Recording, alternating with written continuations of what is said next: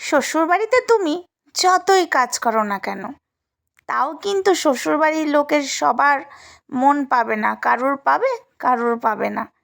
এটা কিন্তু সব বাড়িতেই, কি বন্ধুরা?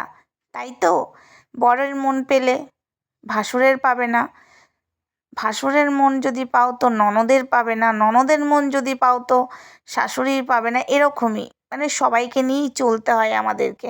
আর কি করা যাবে, কিচ্ছু করার নেই। মেয়ে হয়ে জন্মিয়েছি যখন, তখন তো সব রকমই সহ্য করতে হবে। মেয়েদেরকেই সব সহ্য করতে হয় কেন আমি জানি না, ছেলেদেরকে কেন করতে হয় না?